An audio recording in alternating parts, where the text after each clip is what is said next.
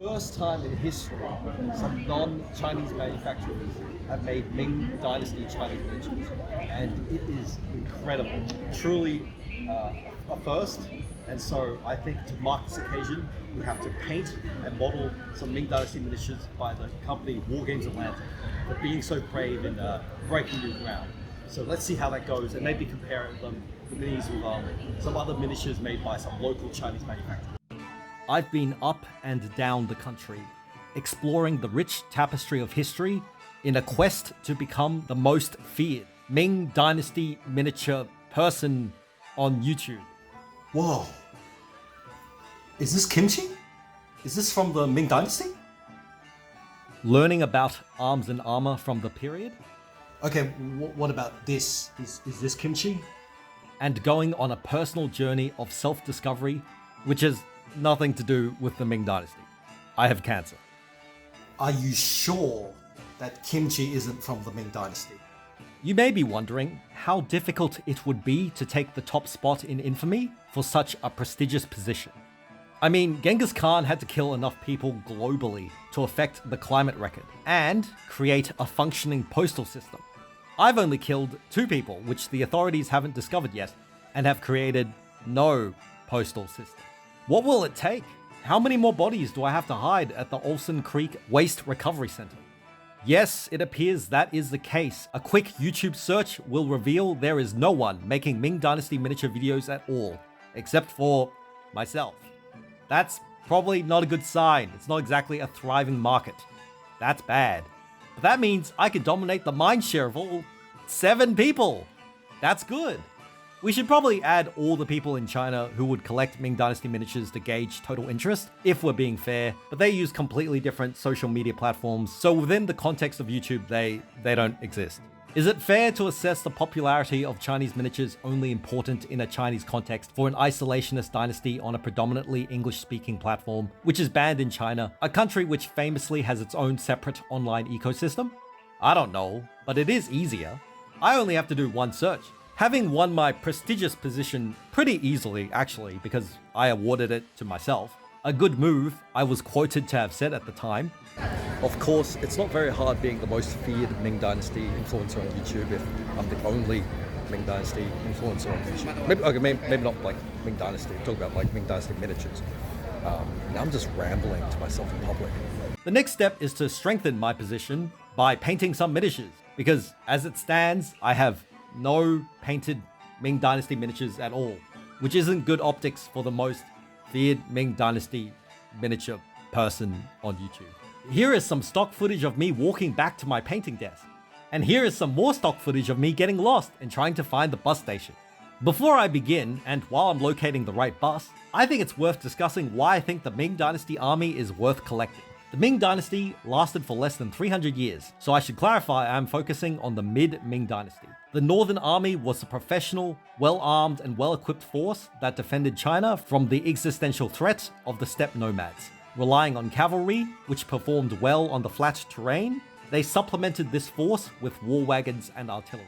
Visually, the army is very uniform, as the surviving evidence suggests the Northern Army was arrayed in brigandine and helmet, presenting a cohesive, colourful force on the battlefield. Maybe you want an army of professionals in a time when uniform armies were rare. Maybe you like cavalry or war wagons. Maybe you like underrepresented exotic armies on the tabletop. Well, the Ming Dynasty Northern Army could be for you. And most importantly for people who speak English, they fought the samurai. Some say they even saw the samurai at a distance at some point. They may even have touched a samurai. Now, I know they're not samurai. I know it's not the same. They're not samurai. Nothing can live up to samurai, you know? There's so many good films about samurai, like The Last Samurai and Shogun, which is not a film, but is popular. And people like samurai. And there's no media in English about the Ming Dynasty army at all, so no one knows about them. But you know, like they fought the samurai. They might even have smelled the samurai at some point. So if you need relevance for samurai, the samurai adjacent. It's close enough. Regardless, the Ming Dynasty was one of the most important factions of the Imjin War, helping the Koreans change the tide. And frankly, they're one of the most powerful empires that have ever existed. I mean, there is some historical debate about that. but I fall on the side that they mattered a little bit. I don't know much in this life, but I do know this. It's Ming Dynasty time! But now that I've caught the right bus home, I wanted to talk to Wargames Atlantic upstairs about their Ming Dynasty range, and the Imjin War more broadly in a completely unscripted, spontaneous moment, of course. I don't have one of their representatives in a wardrobe or something, it's just the Wi-Fi is better upstairs. Let's do this. Hello everyone, this is Cleo from Cleo's Painting Bench, and I'm here with Max McDougall from Wargames Atlantic Digital. Hey everybody. And today we're going to talk about the Ming Dynasty's soldiers, but also broadly the Imjin War. Max, any comments from your end before we get started? Oh, so great to be talking to you again. It's been a couple months since our last interview talk, what have you. So, but it's been great to talk to you in the meantime, which we'll get into obviously. And then I'm happy to answer your questions about the Imjin War range, and I guess Ming is the Ming focus is the focus. here. Yep. From what I see. Excellent. Yeah. Okay, so jumping straight to it, why start making the Ming Dynasty? Well, broadly put, right, we started an Imjin War range, so we wanted to have all factions available for that conflict, and the Ming Dynasty did help the Joseon Koreans, so why not have them? You know, why not add some troops to our digital? Yeah, they're pretty core to the whole conflict, considering the conflict is those three nations. So if you're covering the Imjin War, you kind of have to make them, yeah. Yeah, and at the start, you know, a lot of people that I've talked to think it's just Korea and Japan, and they don't realize that there's a China connection and I guess a troop movement from China to assist until they get really deep into the research. Really? So. Whoa, okay, this is surprising me. People didn't know of the Ming involvement? Okay, so a couple people that I've talked to in my local wargaming sphere. I'm not going to say that's a general for everybody, but you know, like I talked to a couple people at my local gaming store and whatnot, and they're like, "Isn't that Korea versus Japan?" And I'm like, "Yes, but there's also Chinese." Oh, okay. Oh, wow. Yeah, that type of I see. discussion. Okay, You not know, like a very formal professional discussion. Yeah. No. I'm talking about just discussion between wargamers, more than a professional historical research discussion. That would be something completely different, and I'd handle it differently. So, how did you guys choose what to portray and what to leave out? In the Ming range or in the Imjin War as a whole? Let's start with Ming, but then Imjin War as a whole afterwards. Okay, so with the Ming, it was what troops would have fought in Korea during the Imjin War, and why, or in what order, or I should say, in which priority should we do them, right? Because obviously we want your basic troops first, and then what else do we put in there? So it's more of a priority of portrayal in relation to what we need to showcase those troops that historically fought in Korea during the Imjin War. And in terms of the Imjin War as a whole, right, it's that same approach, but for both Korea and Japan as well. And that's not to say that we're missing anything, it's just that we're missing it for now. We may do it later, we may do it in the near future, which we may get into here in a little bit. But it's basically, we can always make more kits. We can always expand this range with digital. So it's what do we make to start? And that's kind of where I approached it from.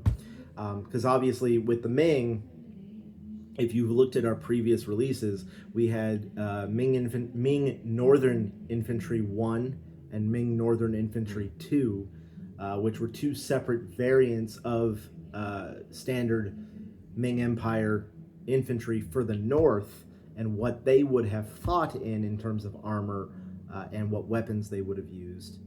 And we would, obviously we went from there, but we wanted to get your standard troops out of the way first. That makes sense. So would you say it's fair to that you guys tried to make the core of the range first, essentially the basic components of an army to function before going into more esoteric and advanced troops. Would that be the idea?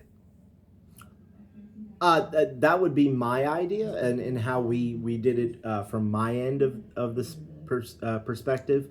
I mean, you can look at it, and we obviously jumped to some more out there concepts, especially with the Joseon.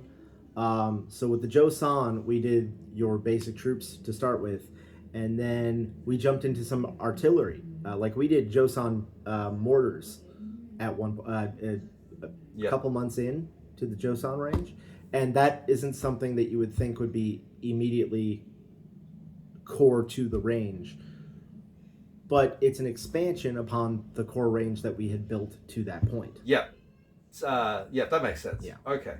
Can I ask?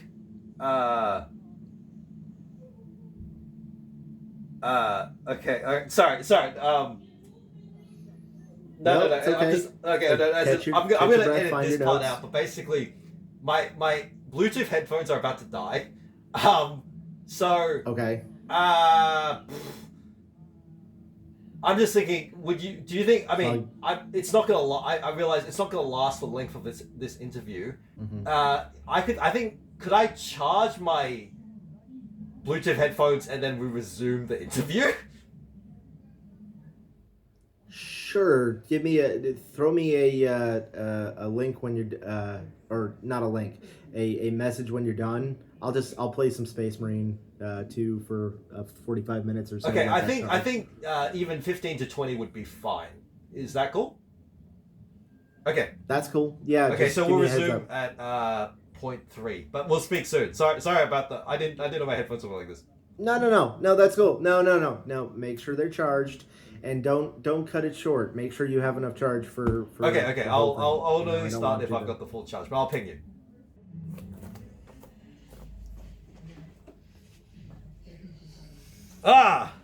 Finally! I finally finished charging my headphones. What? What do you mean? It's been a couple of months since our last interview. Or what have you. Was this why you wanted to call? I got a little carried away, but they're charged now. Arguably, this wouldn't have happened if the footage wasn't lost from last time. I mean, we wouldn't have lost footage if your headphones were charged. We could have done it in one take. Now there's a massive time jump. My hair's different. What about visual continuity? Luckily, I mean, we have technology, and I remember everything I said in the last interview. That's right, Max. Let us resume directly from where we left off, as if nothing ever happened, and with the necessary footage was not lost for the interview, but in doing so, we have been able to refilm for even greater relevance and timeliness. Yes, let's.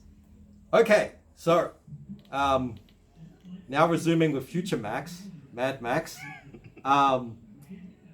I know that you can't reveal what might get made for the Imjin War range in the future, but which direction would you like to take the ranges of all three factions?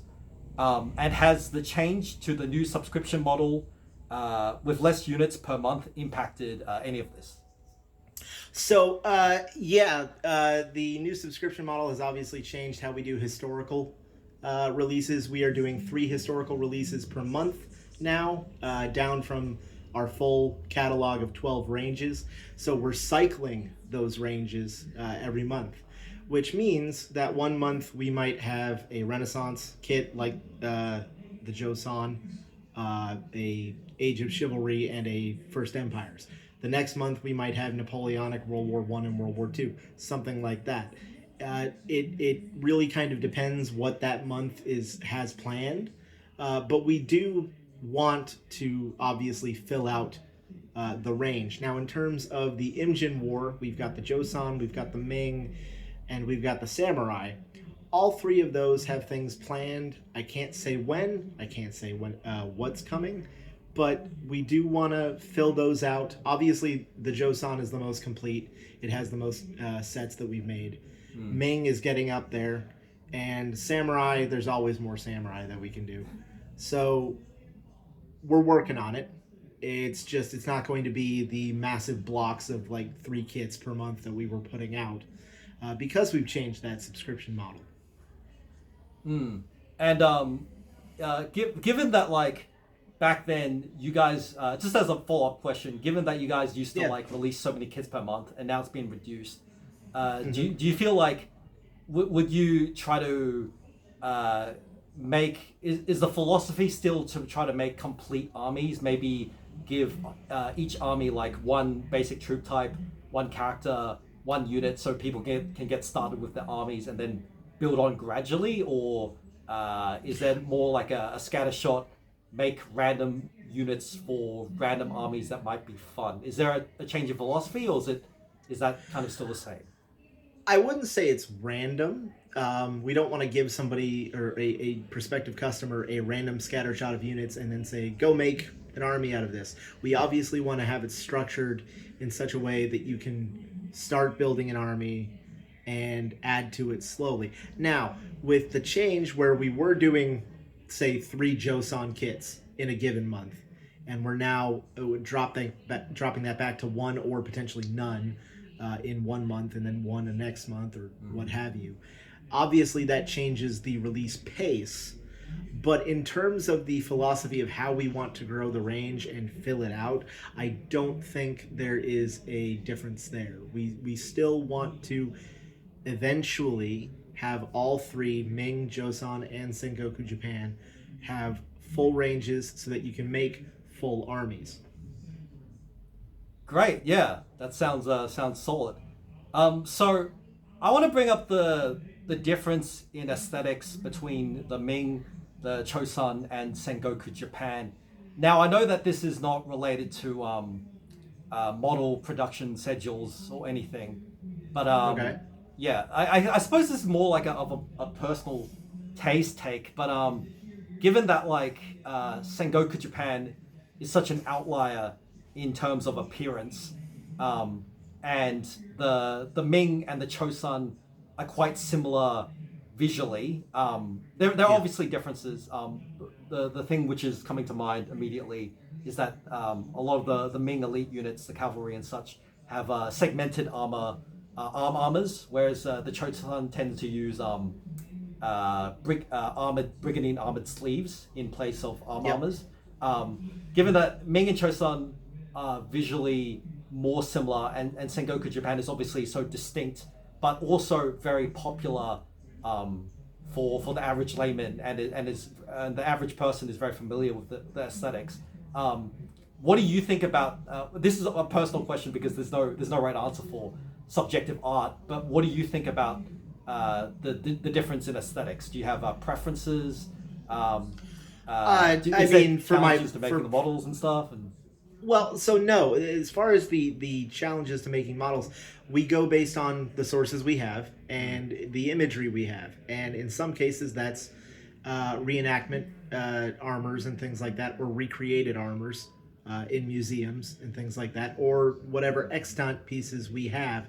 Obviously, we want to use extant sources as first come, first port of call. Yeah. But if we need to broach into seeing what people have done with recreation, we can do that. We just take the thought process of some of this is artists' rendition, so we have to play around with what would have been historical and how do we make it as historical as possible, because the overarching thing with Wargames Atlantic historical kits is we want them to be historically accurate as best as possible.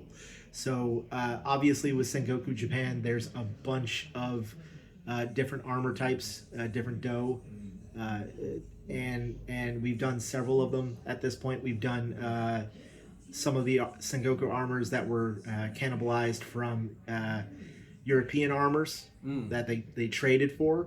We've done partial armor on Ashigaru archers and things like that.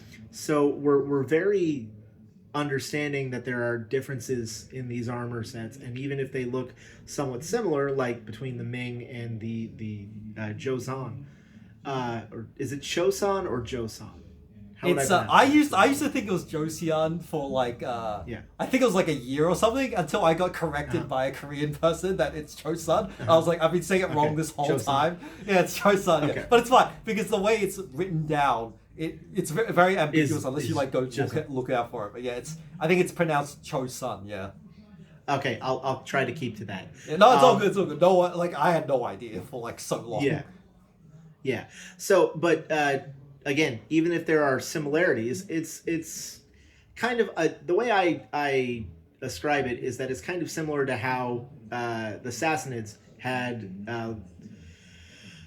scale mail armor, but the Romans also had scale mail armor, and they weren't exactly similar, but the same basic concept is there, is that it's scale armor. So in a similar way, you've got Ming and you've got Joseon, and they both have brigandine, but how are those slightly different? And you tease that out of what historical references we do have. And I think, I mean, maybe on a first glance, armors can look very similar, but people can appreciate the subtle difference. If you're really into the period, you can appreciate the subtle differences, and the different cultures where the armor is derived from. And Yeah. kind of it's like I used to think like if an army wasn't visually distinctive, how do I make it distinctive to set it apart? But over time, I've started to think like if it's visually similar, even subtle differences can be nice to portray. You know, it doesn't. Yeah. It doesn't have to be incredibly different. Just any kind of difference and capturing the culture is fun in itself. You know, it's just different kinds of fun. Yeah. Definitely. Yeah. Okay. So feeding off this idea, I want to ask because the Imjin War and I mean historical topics in general. When depicting historical topics, there's sometimes a dissonance in reality and expectation.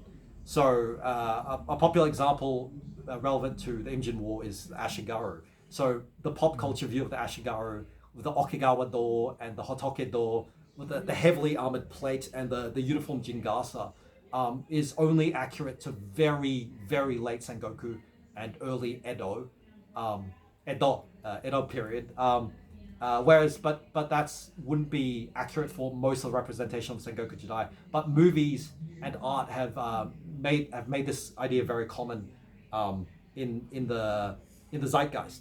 So, Yeah. how do you guys? You guys have said that historical accuracy is the most important. How do you balance between what the market expects and what is real? And do real life controversies such as politics being in wargaming affect model creation and the avoidance of certain topics such as historical World War II Germans?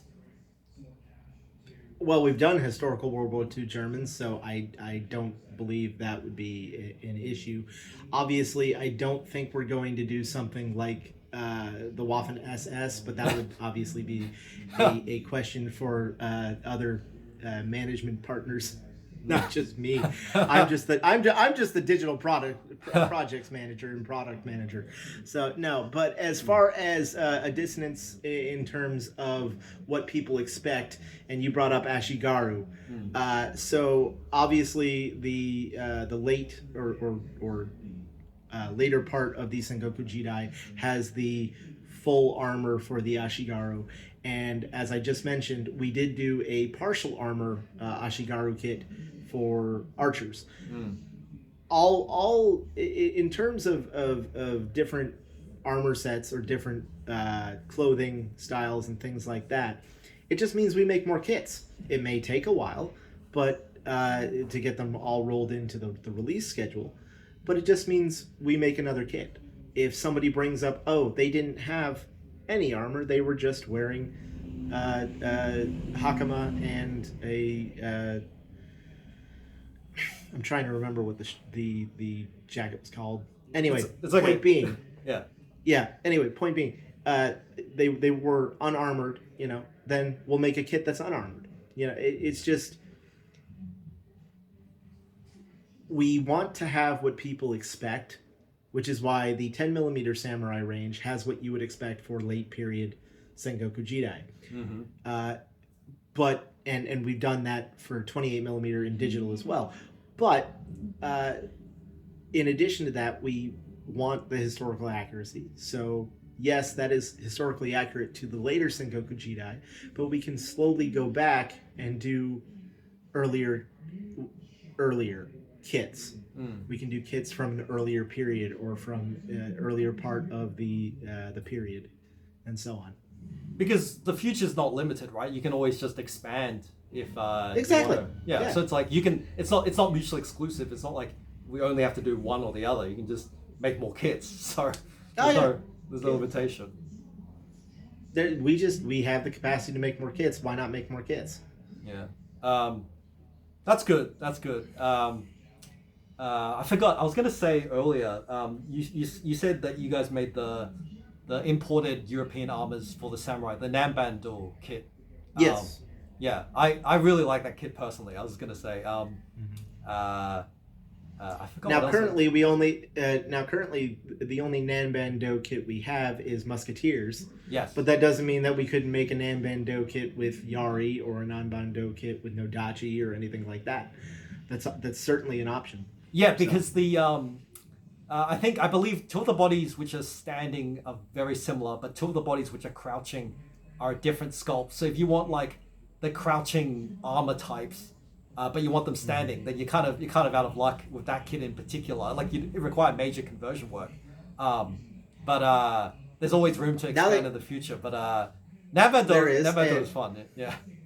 Now that you mentioned that, I'll put that on the list to see if I can get that edited so that we add an extra body in. But I can't guarantee that will happen. But thank you for letting me know so that I can get that looked at least. Cool. I mean, while we're talking about Nanbando, not to derail the conversation too much. Just like a fun historical fact that the Japanese also adapted Ming and Chosun armors, and we have historical relics of these. So you see that they took the tops of Ming helmets and Korean helmets, and they added the I think shikodo, which are like the neck guards on the back to the top of the helmets. And so like you do see this blend of aesthetics with some and it still counts as Nanbando because Nanban is just Southern barbarian, and it kind of classified as external peoples. But they don't blend Chinese or Korean chestplate armors because Japanese armors kind of went in the development of plate armor, so hard rigid plate, whereas Chinese and Korean tend to be soft bending plate, and so it was a different kind of armor style, and so adapting European armors made a lot of sense for Japanese armors. So it wasn't an easy fix to combine Chinese and Japanese armors, for example, but the helmets worked quite well. And so I just find that interesting, this kind of cross-culture.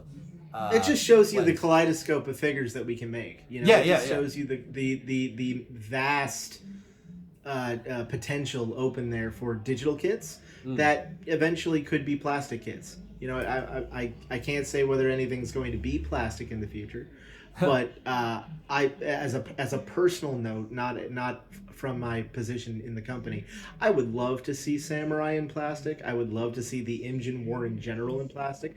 I think we could do the Koreans as a first in the world plastic kit. I really think we could. But obviously I can't say whether that's going to happen. Charlie and Tony and Andy all get together and decide that from a creative standpoint and from a business standpoint. So I can't say whether they're going to be made, but I can say I would like it, and I can certainly tell them I would like it. And knowing Andy, because Andy loves Sengoku Jidai and Japan in general, I think he'd be on board with something like that in the future. Fingers crossed. See how it goes. Definitely. Yeah. Okay, so can I ask, I'm sure that there are all kinds of internal data and metrics which you can measure, but I'm not sure what you can discuss. But in terms of the reception to Imjin War range, can I ask how the reception is comparative to other ranges? And I would also, I don't think this is a very bold assumption, but I would assume that samurai are the most popular, does that affect the release schedule? Which I'm inclined to say it doesn't, because your Chosun range is very exhaustive. And the final part of this quite layered question is, does success encourage more products, or is there no effect at all? Do you guys just make things... how I wouldn't say there's no effect at all. Obviously, we like to look at what our customers want. Yeah, that's fair. And in terms of the reception of the Imjin War stuff, people have been on board for the Koreans and they've been on board for the Ming. Samurai are always popular. I can tell you that. In terms of comparison to other ranges, it's pretty on par with, for example, Napoleonics, because Napoleonics has a lot of people who enjoy specific niche units, and the Imjin War, if you think about it, is kind of niche for historical buffs very in the niche wargaming space. So it's kind of similar to that, but we do get posts about it. We do get messages about it. People like it. So I can tell you that we have had a good reception to us doing this range. In terms of whether it's going to affect whether we do more products, if people still keep liking it and keep enjoying it, why not try to make it as full as possible? Like I said before, we want to make the ranges as full as possible. So if people like it, that's obviously emboldening. If people don't like it, we know, okay, we need to potentially move to something else or slow down. So in terms of the Joseon range, Chosun range, sorry, you talked about how it was exhaustive. It is, for the most part, exhaustive at this point. We've got a lot of things. There's always some more esoteric unit. I think we could do a couple more mortars and a cannon, for example. But there's also the righteous RV, which is a whole thing that could be done. Yeah, there's plenty of different things that can be done.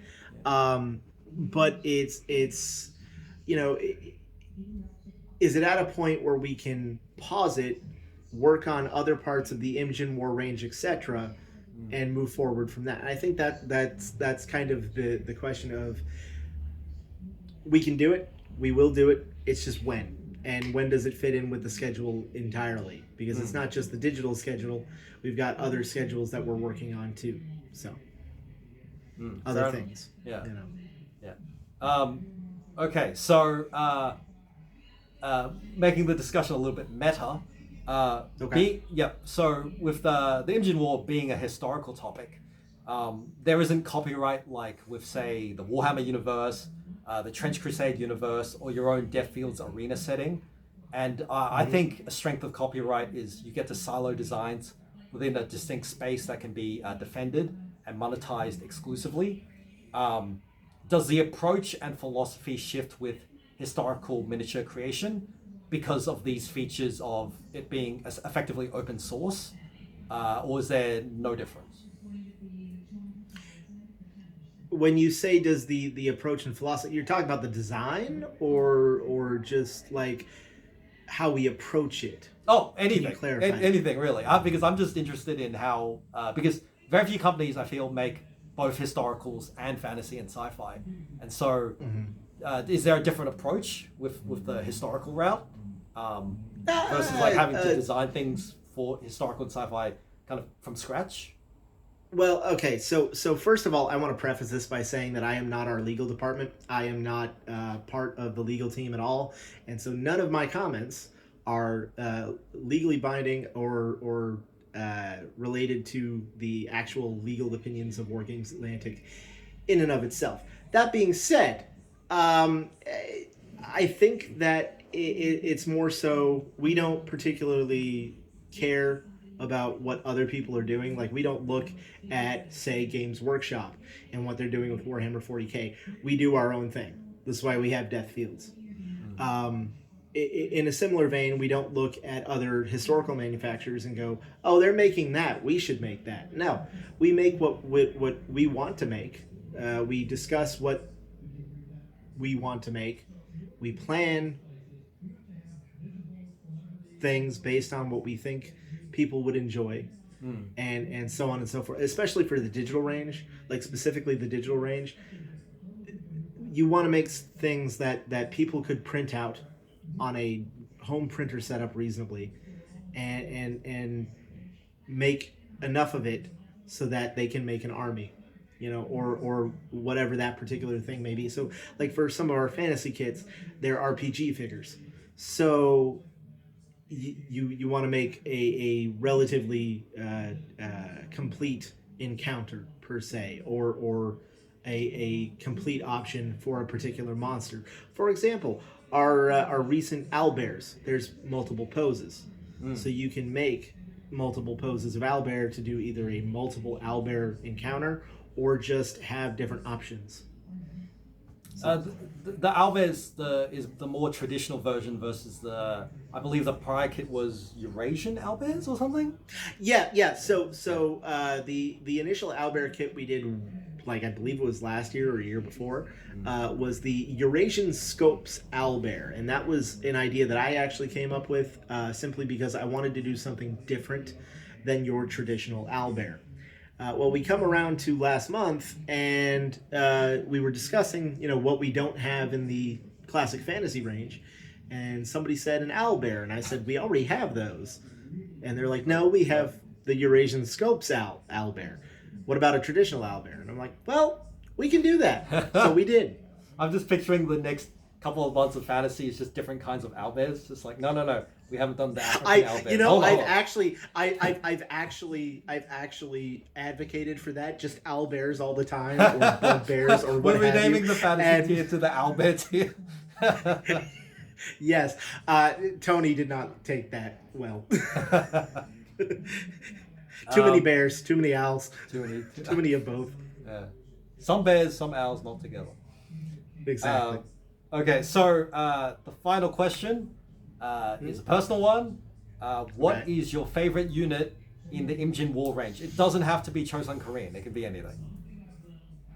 Okay. My favorite from a design standpoint is actually two kits in one. You've got the Joseon King and the Cloud Splitter Bodyguard that we did. Oh, they are fantastic models. Because together, those two kits, you can make either, and this is my favorite part about digital, because we made both of those kits in mind so that you could have a in combat and an out of combat variant.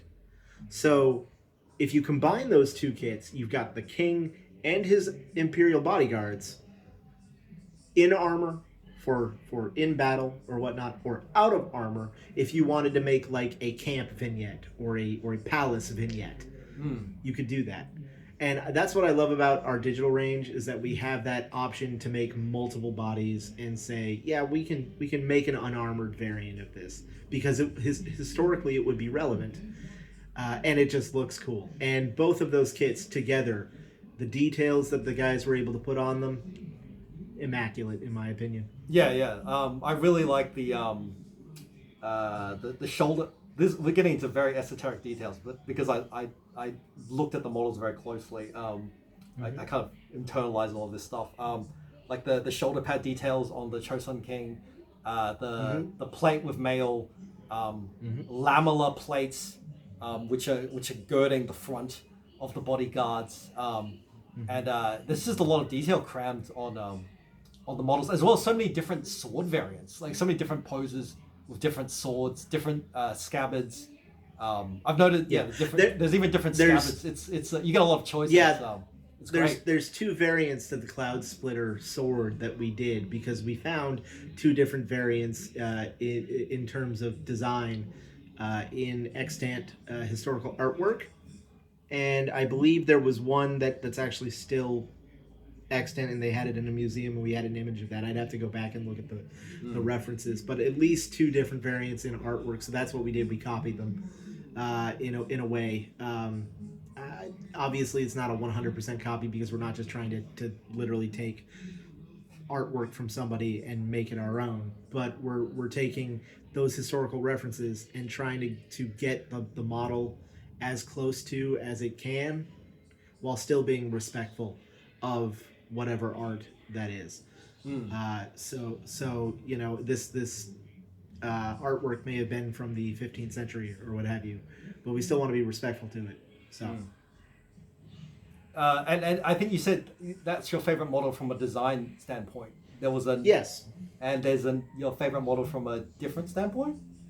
Yeah. So from a physical standpoint, because I've actually had them in my hands, I don't know how well this is going to show up, but I have Put it in front of the camera. Put it in front of the camera. Yeah, I'm working on it. Yeah. So I've got two cameras. That's why I'm moving it. But these are the exactly. Yeah. So these are the Joseon Koreans in scale mail armor. These are our prints from Strange Plastic. So shout out to Joshua and the team over at Strange Plastic. They do great work.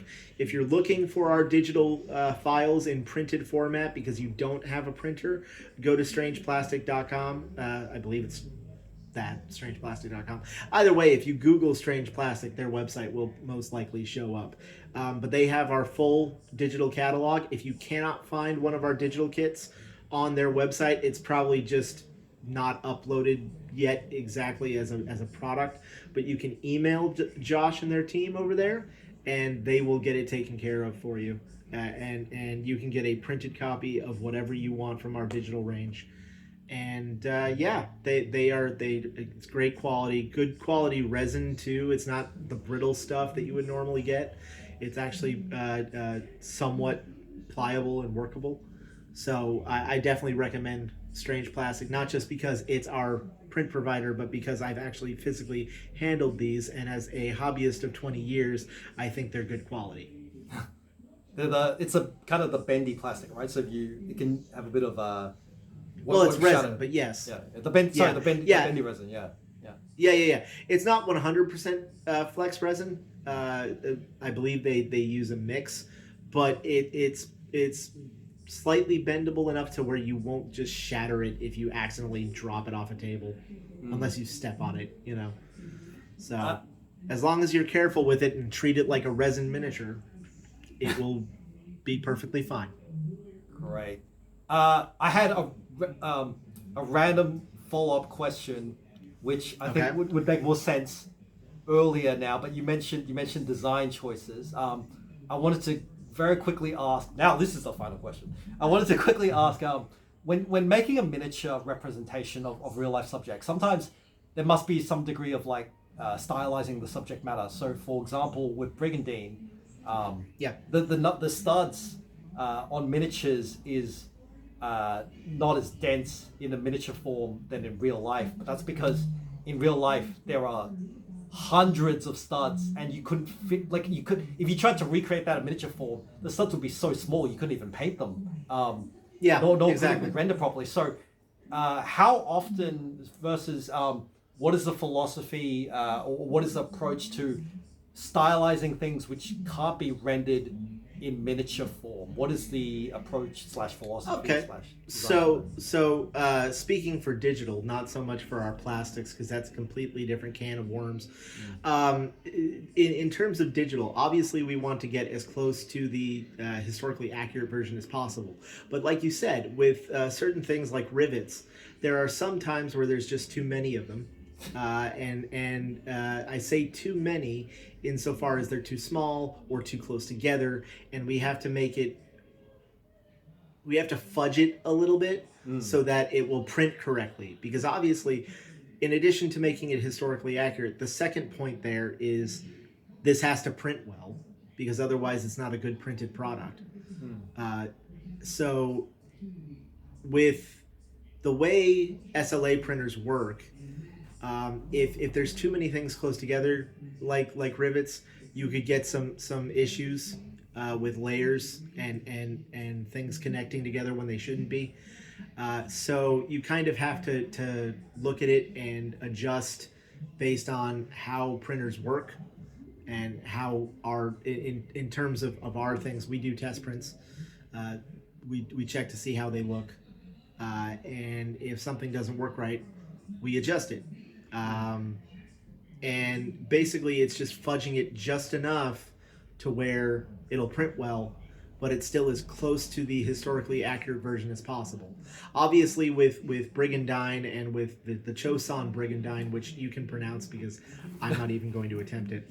Dujong. Thank you.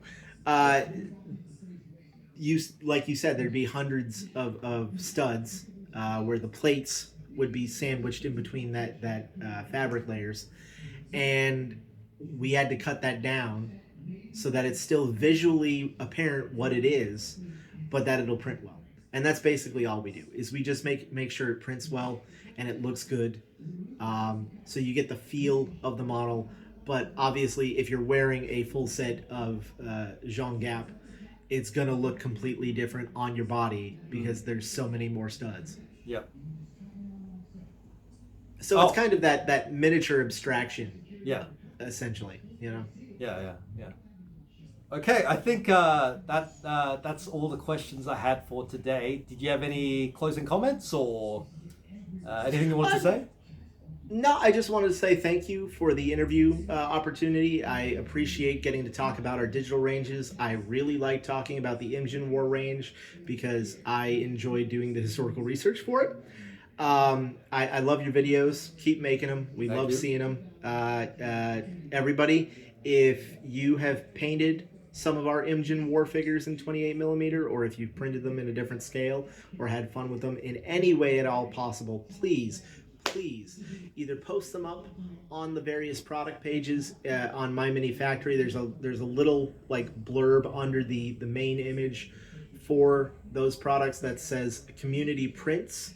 If you upload your photos there, we see them. It helps our sculpting team. It gives them a morale boost to see people using the figures that they make.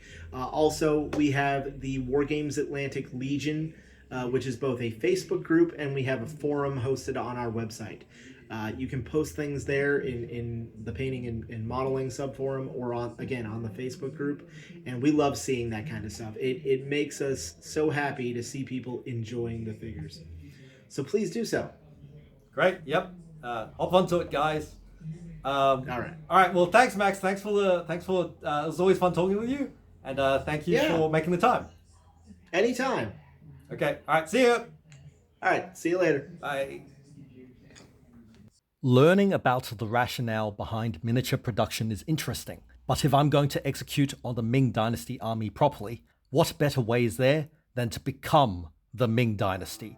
So I traveled back in time and up and down the country exploring the rich tapestry of Ming Dynasty to really see what it was like to be Ming Dynasty. How else could I call myself a Ming Dynasty person? This is the armor I will be recreating in miniature form.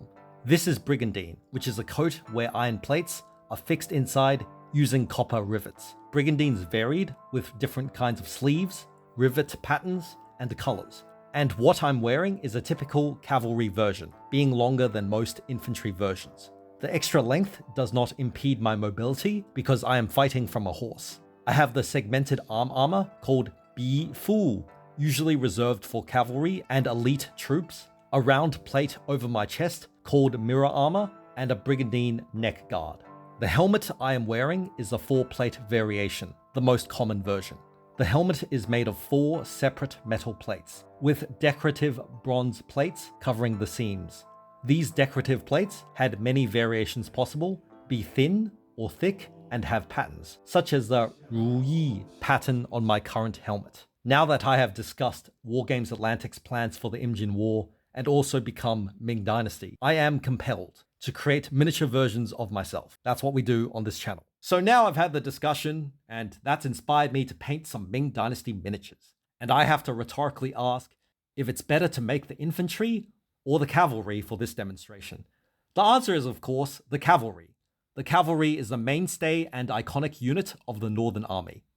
The flat terrain of the steppes had bred fierce warrior cultures, such as the Mongols, the Khitans, and the Jurchens, and the wars that raged across the north was dominated by the horse.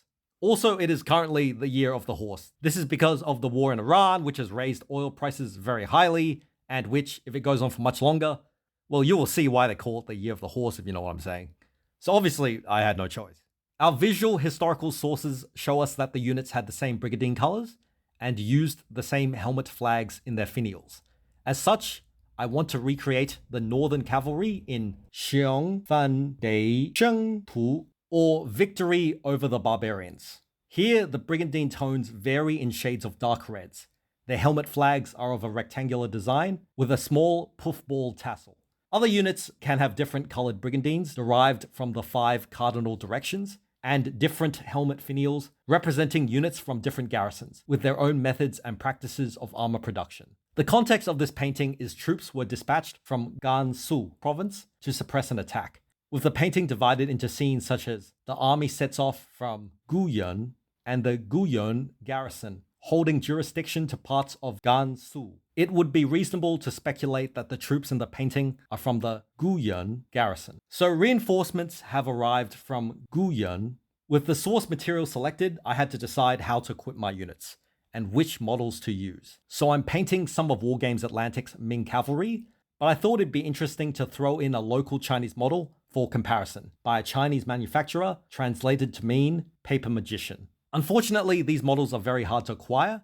They can only be found in Chinese language apps and don't have an English option that may not ship outside of Asia or China. I haven't investigated the specifics, but the point is they're very difficult to acquire. I decided the whole unit should be mounted archers using their bows. All Chinese cavalry of this period are horse archers. They all carry bows, but they may have additional weapons. So I started painting. I wanted to vary the colors of the brigandines between individuals because the Victory over the Barbarian scroll does show tonal variation between the reds of the cavalry. I think there's multiple approaches to making a unit like this. You can try to make each individual look the same because you like uniformity in the units, or you can try to emphasize the variations while still having broad uniformity in the unit. But these variations would be small, so small tonal shifts in brigandine color, helmet ridge types, maybe different arming garments or auxiliary armors. So I got the basic colors in and then painted the brigandine studs black in preparation for the silver. I like to have the black outline for each stud because it makes them contrast more. As I was painting, I realized that this unit did not fit how I wanted it to look in the end because of future conversions and squad members. I've conceptualized this squad and I've changed the conceptualization after I started. Now, I wanted the triple-barreled handguns. Why? Because they're iconic to the Ming. I think carefully of ways to differentiate between Ming and Chosun because I have both armies, and so the triple-barreled handguns is a nice way to distinguish between the two. I think the Ming eventually did introduce a version to Chosun, but it was never as widespread, so it's more strongly associated with China. So I ripped the arms off my miniatures and kept going. I started with 4 miniatures, but I'm on deadline and I came to accept I wasn't going to finish the full models. The most time-intensive part of these models are the studs, as they are small, and it's easy to make mistakes and accidentally paint the cloth area around them. Obviously, you can fix it afterwards, but it's more effort and time. Otherwise, I would say these models are pretty easy to paint. Cloth is just cloth, I would say. I tried a mass color transition on the body of the brigandine, as well as smaller highlights of raised areas, and I like the broader transition more, so I might change the models later. The segmented arm guards need some attention. You can dry brush them and patch them up with black lines later. All in all, these models are fairly easy to paint, so it wouldn't take too much time to get a force on the battlefield. The most time-intensive part is the mini studs, and they're kind of unavoidable. I feel like you do actually have to pick them out. But other than that, the miniatures are fairly standard. Unfortunately, I ran out of time to completely finish these, especially the horses, because I have to take a flight in a couple of hours. The bodies of the horses are kind of done. They look like horses. No one came for the horses. We want to see Ming. It's Ming Dynasty time. I'll finish everything when I get back, but the bulk of the troops are done as long as you don't look at them from behind. And suddenly, brutally, it is Ming Dynasty time.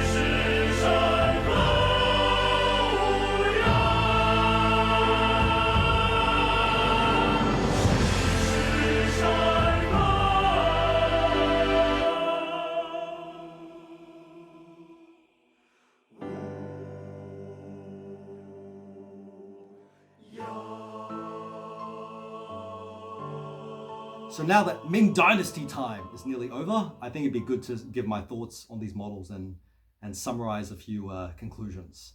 So for the Wargames Atlantic models, I really like the modularity with the sword, the bows and arrows, and the handgun options. But the most fantastic customization for me is the options of the helmets. So you get 4 different helmet types. And these are all historically accurate and researched. As one of the voices behind advising behind this kit, advising on specific historical topics, I do know that there was work put into the helmets for these, and then you have the options with the brigandine flaps up or down. So there's more head variation, customization options. I think since the Ming troops are so uniform, unlike the other factions in the Imjin War, historically that is, I mean, the pop culture view of the Sengoku Japanese is ranks of uniform ashigaru. If you're playing it that way, this is a different story. But historically, the Ming were probably the most uniform. Some people want variations for individuals in their units, like myself. And for that, I like to have variations of heads and arming garments and poses and weapons. And for me, having subtly different helmets is a good way to differentiate between individuals. And I think if you're looking at these models casually, as a layman, you probably wouldn't think about it very much. But as someone who's very enthusiastic about the period, I think you'd notice these small details. When I first started painting the Ming, this is my first unit. When I first started painting this, I just had this sense of not joy. That's too strong. But it's just anticipation, I suppose, because I've been painting Chosun first, and then the Sengoku Japanese, and I've always wanted to get to the Ming because I felt they haven't been fleshed out, but they're such a cool professional army. So I really want to give that a go, and it was almost like just finally able to get started on these troops was such a big moment, which is odd, like maybe it feels a bit strange. Different people like different things. I guess if you're not enthusiastic about this period, it's just a bunch of guys wearing clothes that have studs on them. But to me, the brigandine, the different helmets, the way they fought with their cavalry tactics is something of great interest to me personally. And so I just felt this great sense of excitement and anticipation as I started making these models. And then seeing them come together to the final stage. They're not completely finished, obviously. But it was just so cool to finally realize my vision for these models. Now the unit is obviously not finished. I've still got some more work to do, but I have a flight to catch, or as a Ming would say, ascend to the heavens. So I will find time to finish them. I will note that there is a contrast between the two different companies. Paper Magician, the models which are basically inaccessible outside of China, I believe they're more true scale, so their heads are smaller. So when you put them together, there is a bit of clash in styles for the more heroically style inclined Ming miniatures. But that's a matter of stylistic preferences. Everyone likes different things. Heroic scale is popular for a reason. And as STLs, you can obviously change the size of things. You can make the arm smaller, make the head smaller if you like.